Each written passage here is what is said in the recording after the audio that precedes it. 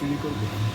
জঙ্গল পুকুরের জন্য চুরি করে নিয়ে আসলাম অনেকগুলো চিংড়ি মাছ। গিয়েছিলাম এক ভাইয়ের বাসায়, ওনার বাসায় দেখলাম চিংড়ি মাছগুলো খাবার খাচ্ছে। দেখলাম লাল লাল কিছু শামুক, যেগুলো দেখতে খুব ভালো লাগতেছিল আমার কাছে। ভাবলাম এখান থেকে কিছু চিংড়ি এবং শামুক আমি চুরি করে নিয়ে যাই। প্রথমে আমি একটা পলিতে কিছু পানি নিয়ে নিলাম, তারপর একটা নেট নিয়ে লাল কিছু শামুক আমি উঠালাম। ওদেরকে টাচ করার সাথে সাথে ওরা ভিতরে ঢুকে গেল। তারপর আমি খুব সাবধানে ওদেরকে নেটের ভিতর নিয়ে নিলাম। তারপর আমি আমার পলিতে রেখে দিলাম। হলুদ কালারের এই চিংড়িটা আমার দেখেই ভালো লাগলো। নেটটা সামনে নিতে ও পালায় গেল, কিন্তু আমার হাত থেকে পালাবে কিভাবে, আমি ওকে ধরে ফেললাম। তারপর আরেকটা ধরলাম, তারপর আরেকটা ধরলাম। তারপর মাছগুলো নিয়ে আমি অনেক খুশি হয়ে গেলাম। রাত কালাতে কালাতে মাছগুলো আমি নিয়ে আসলাম আমার ছাদে জঙ্গল পুকুরে। পানির টেম্পারেচার ম্যাচ করানোর জন্য আমি প্যাকেটটা রেখে দিলাম আমার পুকুরের পানি। রাতের বেলা আমার পুকুরটা দেখতে অনেকটা এরকম লাগে, গাছপালায় পুকুরটা ভরে গেলে মনে হয় আরো সুন্দর লাগে। গাছগুলোর নতুন পাতা দেখে আমার খুব ভালো লাগলো। অনেকক্ষণ রাখার পর যখন টেম্পারেচার ম্যাচ হয়ে গেল, এখন আমি ওদেরকে আস্তে আস্তে ছেড়ে দিব। হলুদ কালারের চিংড়িগুলো আপনাদের কেমন লাগলো একটু জানাবেন। প্যাকেটটা আমি আস্তে করে একুরিয়ামের ভিতরে ছেড়ে দিলাম। প্রথমে একটা জ্যাবরা ফিশ এবং একটা শিম বের হয়ে গেল, ওর পিছু পিছু আরেকটা বের হলো, তারপর আরেকটা, তারপর বাকি দুইটাও আস্তে আস্তে বের হয়ে গেল। ছাড়া পাওয়ার পর ওরা নিচে এসে বসতেছিল। হলুদ হলুদ চিংড়িগুলো